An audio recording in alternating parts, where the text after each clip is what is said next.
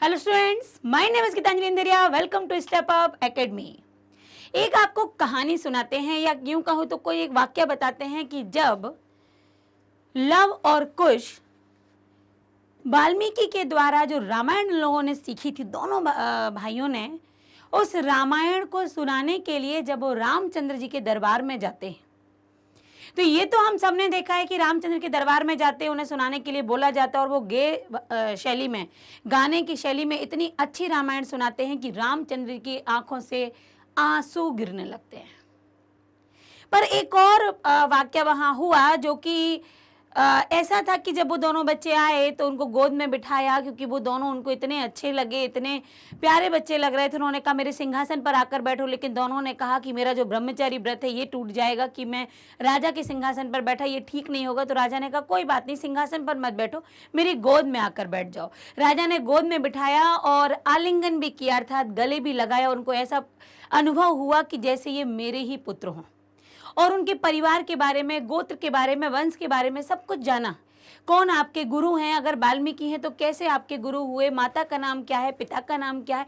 ये मैं क्यों इतनी सारी बातें आपसे कर रही हूँ, क्योंकि कक्षा 10वीं के शेमुसी के तृतीय पाठ में दिया हुआ है शिशु लालनम, अर्थात पुत्र संतान के साथ प्रेम स्नेह है। और इसमें ही वही अंश दिखाया गया है कि कैसे दोनों पुत्र जब आए थे रामायण सुनाने के लिए राम के दरबार में, तो राम ने कैसे दोनों को अपनी गोद में बिठाया, आलिंगन किया, पुत्र के जैसा स्नेह दिया और उन्हें पुत्र के जैसे वो प्रतीत भी हुए। सब कुछ ये हम देखने वाले हैं संस्कृत में पढ़ेंगे, उसका अनुवाद जानेंगे, कठिन शब्दों के अर्थ हम देखेंगे। लेकिन जब भी हम पाठ की तरफ जाते हैं तो पाठ कहाँ से लिया गया है ये जानना हमारे लिए बहुत जरूरी हो जाता है कि पाठ कहाँ से लिया है। तो शिशु लालनम ये तृतीय पाठ है। पार्ट 1 आप यहाँ लिखा देख रहे होंगे, क्योंकि पाठ लंबा है, हमें उसका अनुवाद भी देखना है, कहीं कहीं श्लोक आए हैं तो अन्वय भी आप देख पाएंगे, शब्दों के अर्थ भी देखना है। तो मैं नहीं चाह रही थी कि आप बहुत लंबा पढ़िए, कि जहाँ आपको 1 घंटे के लगभग, मतलब 30 मिनट के ऊपर ही आप जाएं और आपको फटाफट पढ़ना हो, और आप इतना सारा पाठ कैसे पढ़ेंगे। तो कम से कम आप 10 से 15, 15 से 20 मिनट में 2 पार्ट में हम पढ़ लेंगे। तो पहले पार्ट में हम आधा पार्ट लेते हैं और दूसरे पार्ट में फिर अगला पार्ट का भाग ले लेंगे। तो चलिए बढ़ते हैं आगे। सबसे पहले देखेंगे हम पाठ का परिचय। प्रस्तुता पाठः कुन्दमाला इति नाम्नो दिङ्नागविरचितस्य संस्कृतस्य प्रसिद्ध नाटक ग्रंथस्य 5 अंकात् संपादनं कृत्वा संकलितो अस्ति। अब यहाँ पर देखिए प्रस्तुता पाठ अर्थात प्रस्तुत पाठ। कुन्दमाला नाम के दिङ्नागविरचितस्य संस्कृतस्य प्रसिद्ध नाटक, मतलब जो कई दिशाओं में जो कि प्रसिद्ध भी है, ये प्रसिद्ध कुन्दमाला नामक नाटक के ग्रंथ से 5 अंकात संपादनम, 5वें भाग से, 5वें अंक से संपादित कृत्वा करके संकलितो अस्ति, यहाँ संकलित किया गया है। तो कुन्दमाला प्रसिद्ध नाटक ग्रंथ से 5वें भाग से, उसके 5वें भाग से ये वाला शिशु लालनम ये लिया हुआ पाठ है वहाँ से।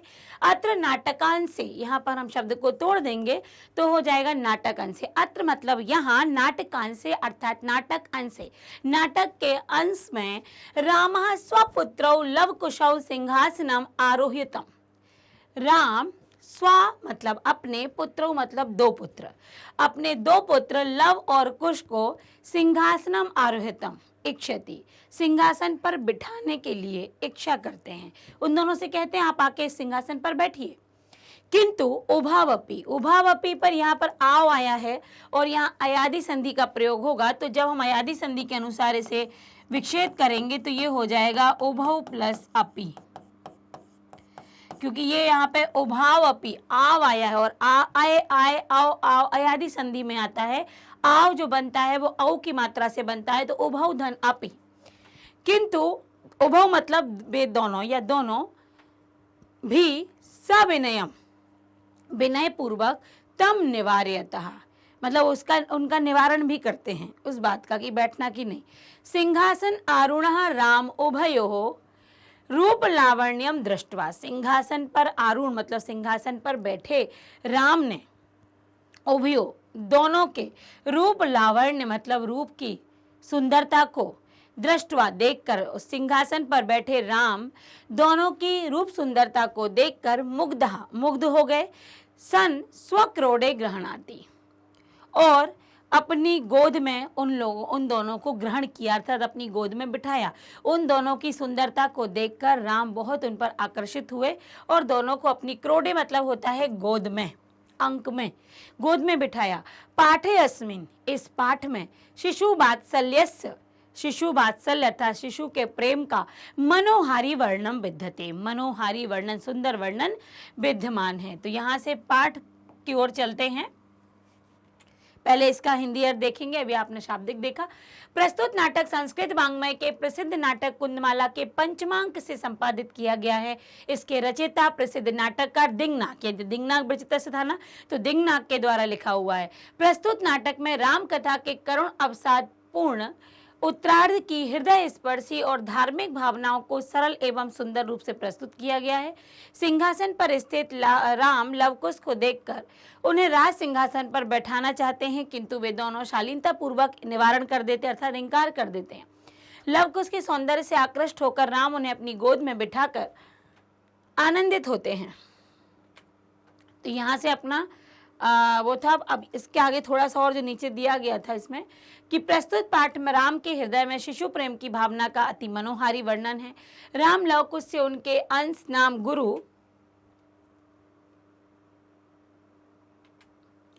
गुरु का नाम यहाँ पूछते हैं। ओके, यहाँ से अपना पाठ प्रारंभ है। हाँ, तो लवकुश से उनके अंश कि आपका किस वंश का नाम गुरु और माता पिता के विषय में जानना चाहते हैं। प्रत्युत्तर में लवकुश के कथनों से माता पिता के प्रति सहानुभूति, गुरु के प्रति सम्मान, पिता के प्रति आक्रोश स्पष्ट रूप से दिखता है। वो अपनी माता के प्रति सम्मान, प्रेम दिखाते हैं, गुरु के प्रति सम्मान, आदर दिखाते हैं, लेकिन जब पिता की बात आती है तो वो पिता के प्रति क्रोध व्यक्त करते हैं। अपना परिचय देते हुए दोनों बालक गुरु वाल्मीकि, सूर्यवंश में जन्म, माता का नाम देवी और वाल्मीकि ऋषि के द्वारा जो उनकी माता को नाम दिया गया वधु बताते हैं। वो कहते हैं कि वधु नाम मेरी माता को वाल्मीकि जी ने दिया है। जो आश्रम के लोग हैं वो उन्हें देवी कहकर पुकारते हैं। मेरे गुरु वाल्मीकि हैं। और यहाँ पर एक और आपको बात सुनने को मिलेगी, जब उनसे कहा कि पिता का नाम क्या है, तो पिता का नाम यहाँ पर उन्होंने जो बोला था वो निर्दयी बोला था। तो यहाँ पर क्यों वो नाम आया था ये पाठ के अंदर दिखाया जाएगा, और उसी के द्वारा समझ में आया था कि बच्चों को पिता के प्रति जो है, पिता का नाम देखिए निर्दयी निर्नुक्रोश कहते हैं। विदूषक का नाम पूछते हैं कि क्यों इस पिता का नाम आपने ये क्यों दिया। माता कभी गुस्से में ऐसा बोल देती हैं कि सहज में ही माता उनसे ऐसा अपमानित करते हुए कहती हैं। राम ने विदूषक से कहते ही कहें कि इन कुमारों और उनका पारिवारिक वृत्तांत एक रूप है। मतलब जब मैं देखता हूँ कि वो भी इस वंश के हैं तो मुझे वो एक सा प्रतीत हो रहा है, मेरे ही जैसा है इनका भी स्वरूप या इनका भी परिवार। तभी कहता है लवकुश गुरु के आदेश से वाल्मीकि द्वारा रचित रामायण का सुंदर गान करते हैं। मतलब तभी दोनों बालक, इतनी बात हो जाती है, लेकिन तभी वहाँ पर क्या होता है कि जो नाटक चल रहा है, प्ले चल रहा है, तो पर्दे के पीछे से वहाँ से जो बोलता है वो कहता है, नेपथ्य कहता है कि आपने अभी तक गाना क्यों नहीं प्रारंभ किया, आपने अभी तक गाया क्यों नहीं। तो वहाँ से फिर गाना वो प्रारंभ करते हैं। अब यहाँ से आपका आ जाता है पाठ। सबसे पहले जो आपको ब्रैकेट में दिख रहा है ये है दृश्य। दृश्य बताया जा रहा है कि पाठ का यहाँ पर जो दृश्य, वहाँ पर क्या माहौल बना हुआ था जब ये दृश्य प्रारंभ हुआ। तो सिंहासनस्थ रामः, मतलब सिंहासनस्थ, सिंहासन पर स्थित, सिंहासन पर स्थित राम ने, मतलब राम है वो किस पर, अपने सिंहासन पर बैठे हुए हैं। ततः प्रविशतः, तभी प्रवेश करते हैं। विदूषक के न उपदेशस्य मान मार्गौ, विदूषक मतलब उपदेश देते हुए, उनको कहते हुए मार्ग दिखाते हैं। तापसौ कुशलवौ, मतलब जो तपस्वी के वेश में जो कुश और लव हैं उनको मार्ग दिखाते हुए विदूषक आते हैं। विदूषक कह रहे इत आर्य आर्य, यहाँ आर्य, वो बताते मतलब मार्ग दिखाते हैं कि यहाँ आइए, यहाँ आइए। कुशलवौ, कुशलव कहते हैं। अब राम के सामने आ जाते हैं तो रामम उपसृत्य प्रणम्य चा, राम के समीप जाते हैं और प्रणाम करते हैं। अपि कुशलम महाराजस्य, अपि कुशलम महाराजस्य, कुशल है महाराज आप। रामः युष्माद, यहाँ पर देखिए आप दा 2 बार लगा हुआ है, तो जो आधा दा होगा वो यहाँ पर ता का काम करेगा। युष्मात, युष्मात दर्शनाथ, आपके दर्शन से कुशलमेव, कुशल ही हूँ। क्या उन्होंने पूछा कि महाराज आप कुशल हैं? तो उन्होंने कहा आपके दर्शन से तो हम कुशल ही हैं। भवतो किम वयमत्र, आप क्या यहाँ कुशल प्रश्नस्य भाजनम एव, आप क्या यहाँ हम सभी का कुशलता का ही प्रश्न पूछेंगे? उन्होंने कहा कि दोनों बच्चों का रूप सुंदर सौंदर्य देखकर राम का मन कर रहा था कि उनको गले से लगा लिया जाए दोनों बच्चों को। जब वो पूछते हैं कि आप कैसे हैं, उन्होंने कहा मैं ठीक हूँ। क्या आप केवल यही प्रश्न पूछेंगे कि हम सभी यहाँ कैसे हैं? न पुनः अतिथि, यहाँ जो रा है ये विसर्ग का काम करेगा। न पुनः अतिथि जन समुचितस्य कांठस्य लेशस्य, वो कह रहे कि क्या आप मेहमानों के जैसे केवल कुशल पूछेंगे या फिर कंठ लेशस्य गले भी लगेंगे। परिस्वज्य, तो गले लगाकर वो कहते हैं हृदय ग्राही स्पर्श, अरे हृदय को छूने वाला स्पर्श। वो दोनों बच्चों से कहते हैं क्या आप अतिथियों के जैसे हालचाल ही पूछेंगे? अतिथियों के समुचित से मतलब अतिथियों के समान ही व्यवहार करेंगे कि आप ठीक हैं, आप कुशल हैं, गले नहीं मिलेंगे? तो गले मिलकर कहते हैं हृदय ग्राही स्पर्श, मतलब मन को छूने वाला, हृदय को छूने वाला स्पर्श था इन बच्चों का। अब यहाँ से अनुवाद देख लीजिए। सिंहासन पर स्थित हैं राम, फिर विदूषक के द्वारा दिखाए गए मार्ग तापसी और कुश और लव प्रवेश करते हैं। विदूषक यहाँ से आर्य बताते हैं, कुश और लव राम के पास जाते हैं और प्रणाम करके क्या महाराज की कुशल है या महाराज कुशलता से हैं? राम, तुम्हारे दर्शन से कुशल के समान है, क्या हम आपके कुशल प्रश्न के पात्र ही हैं? क्या आप फिर कुशलता ही पूछेंगे? अतिथि जन के योग गले लगने का नहीं, मतलब अतिथियों के जैसे आप आए हैं कुशलता पूछ रहे, गले नहीं लगेंगे। आलिंगन करके अर्थात गले लगाकर हृदय ग्राही स्पर्श, आधे आसन पर बैठते हैं, मतलब वो थोड़ा सा शिफ्ट वहाँ से वो थोड़ा सा शिफ्ट हो जाते हैं। तो कहते हैं कि यहाँ पर आके अभी आने को बोलेंगे, बैठने को बोलेंगे। तो यहाँ तक आपने समझा। आगे देखिए इससे संबंधित जो शब्दार्थ है पहले वो देख लीजिए। उपसृत्य मतलब होता है पास। देखिए उप लगा हुआ है, उप एक अव्यय है और उप का अर्थ होता है समीप, पास। तो पास जाकर कंठश्लेषस्य, तो गले लगाने का, परिस्वज्य आलिंगन करके, प्रणम्य प्रणाम करके, भवतो आपके, भाजनम अर्थात पात्र। क्या कह रहे थे वो? क्या हम पूछने योग्य पात्र ही हैं, गले लगने योग्य नहीं? उभौ, अब यहाँ पर कुश और लव दोनों, राजासनम खलु एतत्, यहाँ पर हम संधि विच्छेद करेंगे। यहाँ पर संधि है, देखिए सबसे पहले तो राज और आसनम, तो क्या हो गया? राजा का आसन। फिर यहाँ पर खल और वाह है, और वाह के पहले आधा अक्षर है, मतलब ये यण संधि से हुआ, और यण संधि में वाह जो बनता है वो बनता है ऊ से, तो बनेगा खलु धन एतत्। खलु का अर्थ होता है निश्चित और एतत् का अर्थ होता है यह। तो कह रहे हैं कि यह निश्चित ही किसका आसन है? राजा का आसन है। न युक्तम अध्यासतुम, मतलब हमारा यहाँ बैठना, यहाँ स्थापित होना ये ठीक युक्तिपूर्ण नहीं है, मतलब हमारा यहाँ बैठना, ये राजा का सिंहासन है तो हमारा बैठना उचित नहीं है। राम, सा व्यवधानम न चारित्र लोपाए, देखिए वो कितनी अच्छी बात कहते हैं कि आपके चरित्र के लोप के लिए, मतलब आपका कहीं पर भी आपके चरित्र पर, आपके कैरेक्टर पर कोई दाग आए कि आप कौन है, तपस्या, तापसी का आपने रूप धारण किया है, एक तपस्वी का आपने रूप धारण किया है, तो तपस्वी के रूप में आप सिंहासन पर नहीं बैठते, हम जानते हैं। तो आपके चरित्र पर, इस तपस्वी के चरित्र पर न लोप आए, मतलब आपका चरित्र लोप नहीं होगा, चरित्र का कुछ भी आपका व्यवधान उत्पन्न नहीं होगा। तस्मात् अंकः, उनके अंक गोद में, व्यवथम अध्यास्ताम सिंहासनम, तो वो थोड़ा सिंहासन से हटकर, सिंहासन पर ही वहीं खिसक कर, और कहते हैं गोद में आकर बैठिए, जिससे आपके चरित्र पर लोप नहीं होगा, चरित्र का लोप नहीं होगा, चरित्र आपका नहीं जाएगा, क्योंकि आप सिंहासन पर नहीं, हमारी गोद में बैठे हैं। अंक उपवेश्यति, मतलब अंक उपवेश्य, देखिए अंकम और यहाँ से उपवेश्यति, गोद में वो बैठते हैं दोनों। उभौ, अनिक्षा नाट्यतः, अनिक्षाम नाट्यतः मतलब ना बैठने की इच्छा कर नाटक करते हुए कि हमको नहीं बैठना, हमारी कोई इच्छा नहीं थी बैठने की, ऐसा वो नाटक करते हैं। राजन अलमति दाक्षिण्यन, और कह रहा अलम मतलब बस, इति मतलब ऐसा, दाक्षिण्य मतलब इतना सम्मान, इतना इतना प्यार मत दो। तो राम कहते हैं अलमति शालीनतया, आप भी इतनी शालीनता मत दिखाइए। राम अपनी गोद में बिठा लेते हैं तो वहां दोनों पुत्र क्या कहते हैं, दोनों बच्चे कहते हैं कि अलमति दाक्षिण्यन, इतना प्यार इतना सम्मान मत दिखाइए। तो वो भी कहते हैं अलमति शालीनतया, आप भी इतनी शालीनता मत दिखाइए कि आपको नहीं बैठना है, बैठ जाइए। तो ये दोनों में बातें होती हैं। अब यहाँ से हम इनके हिंदी अर्थ देखेंगे। दोनों उभव अर्थात दोनों, निश्चय ये राज सिंहासन है, बैठने के लिए उचित नहीं है। राम कहते हैं चरित्र लोभ के लिए व्यवधान ना हो, आपके चरित्र पर किसी प्रकार का व्यवधान ना हो, इसलिए गोदी में बैठिए, सिंहासन बाधित है। अगर आपको सिंहासन बाधित है तो आप गोद में बैठ जाइए। गोदी में बिठाते हैं, दोनों अनिच्छा से नाटक करते हैं, ना बैठने की मतलब हमको नहीं बैठना था, आपने बिठा लिया, ऐसे करके। अत्यधिक कुशलता ना करें, तो उन्होंने क्या कहा था, इतनी कुशलता ना दिखाएं, इतना लाड़ ना करें।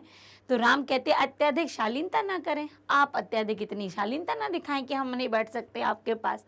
तो दोनों में ऐसी थोड़ा सा नोक-झोंक वाली बातें होती हैं। शब्दार्थ क्या है, उभव मतलब दोनों, राजासन मतलब राजा का आसन या राजा का सिंहासन, खलु वेतत अर्थात खलु धन एतत निश्चित ही यह, युक्तम अर्थात योग्य, अध्यासुतम मतलब बैठने के लिए, सा व्यवधानम मतलब रुकावट सहित, जहां पर सा लग जाता है सा मतलब हो जाता है सहित, तो रुकावट सहित। अध्यस्ताम मतलब बैठिए, अंकम उपवेश्यति गोद में बिठाते हैं, नाट्यतः नाटक करते हैं, व्यवहतम बाधित रोका हुआ, अलम अति दाक्षिण्यन, अलम मतलब बस, अति अधिक, इतनी अधिक कुशलता, अलम अलम कई बार बस पर्याप्त है, इतनी कुशलता ना करें, मतलब वही ना के अर्थ में आया, लेकिन इतनी कुशलता बस पर्याप्त है, ज्यादा ना दिखाएं।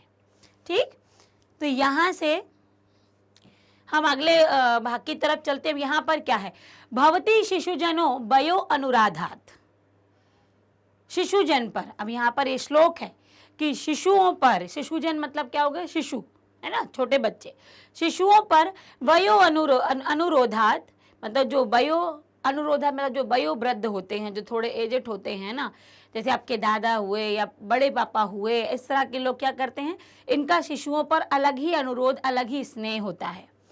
गुणमहताम अपि लालनीय एव, और उनका लालन मतलब उनसे स्नेह करने का भी अलग ही वो उनका कोई गुण होता है, उन पर स्नेह करने का। और वो बच्चे ही कुछ अलग ही गुण दिखाते, जब छोटे बच्चों को लाड़ किया जाता है तो वो अलग ही अपना स्वरूप दिखाते हैं, और घर के बड़े लोग उन पर लाड़ दिखाते हैं।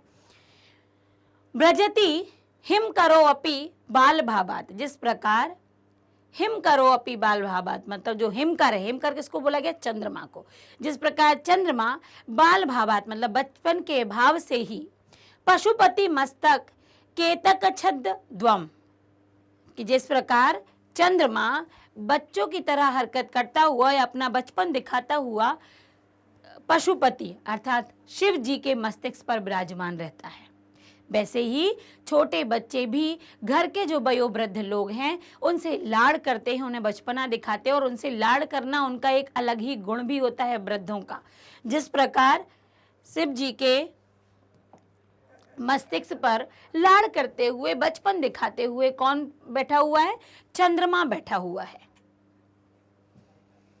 अन्वय है यहाँ से, गुणम हताम अपि वयो अनुरोधात शिशु जना लालनीय एव भवति, अर्थात जो महान लोग होते हैं या घर के बुजुर्ग लोग होते हैं, वो छोटी उम्र के कारण वो शिशुओं का क्या करते हैं, लाड़ करते हैं। शिशु छोटे हैं घर के, बड़ा लाड़ करते हैं, लालनीय होता है। जिस प्रकार बाल भावात हिमकरा, जिस प्रकार बचपन के भाव को लेकर या बच्चे का भाव लेकर हिमकर चंद्रमा भी पशुपति मस्तक पर मतलब शिव जी के मस्तिष्क पर केतकी से निर्मित जूड़ा की भांति, मतलब जिस प्रकार केतकी से जूड़ा बनाया जाता है वैसे ही जूड़े की भांति वो भी सिर पर विराजमान है एक बच्चे की तरह। जैसे बच्चा घर में कहते हैं ना, ज़्यादा लाड़ मत तो सिर पर बैठ जाएगा, लाड़ लाड़ में कुछ भी बोल जाएगा। तो यहाँ लाड़ लाड़ में किसकी उपमा दी गई या किससे तुलना की गई? तो शिव जी के जो सिर पर चंद्रमा बैठा है वो भी एक बच्चे की भांति शिव जी से लाड़ करता हुआ उनके जोड़े पे जाकर बैठ जाता है। वैसे ही घर के जो वृद्ध लोग होते हैं, महान लोग होते हैं, वो शिशु छोटे बच्चों को बड़े लाड़ प्यार से मतलब उनका लालन पालन करते हैं, उन्हें लाड़ करते हैं। तो कितना वहाँ उन्होंने ये उदाहरण दिया कि हम लाड़ आपको क्यों कर रहे हैं, क्योंकि आपको लाड़ करना तो बनता है। अब यहाँ पर इससे संबंधित शब्दार्थ है। हिमकर अर्थात चंद्रमा, पशुपति मतलब शिव जी, केतकच्छ द्वम मतलब केतकी के पुष्पों से निर्मित, वयो अनुरोधात मतलब छोटी उम्र के कारण। ठीक है, छोटी उम्र के कारण जो गुणी लोग होते हैं वो आपसे प्रेम करते हैं। अब राम क्या कहते हैं? रामः एस भवतो सौंदर्य अवलोकन जनितेन मतलब इस प्रकार का आपका सौंदर्य अवलोकन, यहाँ पर सौंदर्य अवलोक जनितेन, आपके सौंदर्य को देखकर मेरे मन में जनित पैदा होता है कौतूहलन मतलब कौतूहल उन दोनों के। ऐसा भवतो सौंदर्य मतलब इस प्रकार का सौंदर्य देखकर राम के मन में कोई जिज्ञासा उत्पन्न होती है और जिज्ञासा के कारण, कौतूहलन मतलब जिज्ञासा के कारण, पृच्छामि पूछता हूँ। क्षत्रिय कुल, वो कह रहा है कि आपकी सुंदरता को देखकर मेरे मन में कुछ पूछने की जिज्ञासा हो रही है और मैं आपसे पूछना चाहता हूँ कि क्षत्रिय कुल पितामहियो मतलब आपके दादाजी, आपके पितामह क्षत्रिय कुल के हैं। सूर्य चंद्रयो सूर्यवंश चंद्रवंश को वा भवता वंशस्य कर्ता, और तुम्हारे वंश का कर्ता कौन है? सूर्यवंश, चंद्रवंश, क्षत्रिय कुल, आप किसके हो? आपके पितामह, आपके दादाजी किस कुल से हुआ करते थे? तो लव यहाँ पर कहता है भगवान सहन दीधिति, कहते हैं कि भगवान सहन दीधिति। तो राम कहते हैं कथम अस्मत् समानाभिजनौ संवृत्तौ मतलब कैसे वो आप दोनों के, यहाँ पर पूछा गया कि मतलब समत समानाभिजनौ संवृत्तौ मतलब किस कारण से वो दोनों समान हैं? क्या आप दोनों समान कुल से हैं?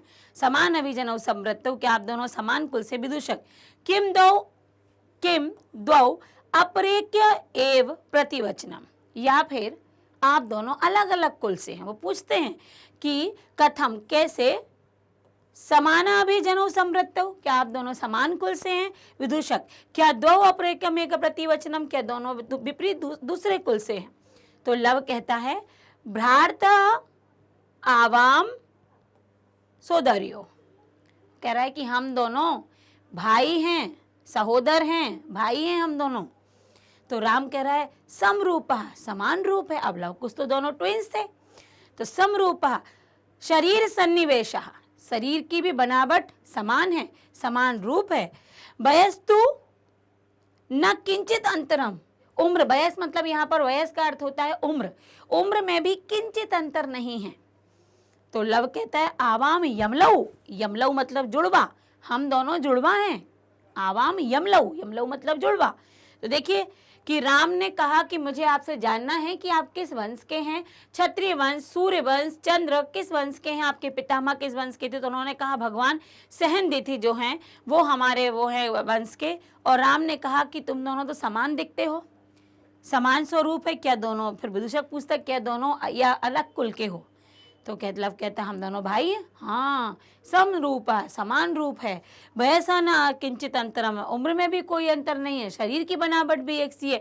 तो लव कहता है आवाम यमलऊ, हम दोनों जुड़वा हैं। अब यहाँ पर देखिए अनुवाद के साथ राम कहते हैं आपके सौंदर्य को देखने से उत्पन्न कौतूहल से पूछता हूँ कि क्षत्रिय कुल के पितामह सूर्य अथवा चंद्र अथवा आपके वंश का कर्ता कौन है? लव कहते भगवान सूर्य। राम कैसे हमारे समान कुल में उत्पन्न हुए? विदूषक क्या दोनों का उत्तर भी एक ही है? लव हम दोनों सगे भाई हैं।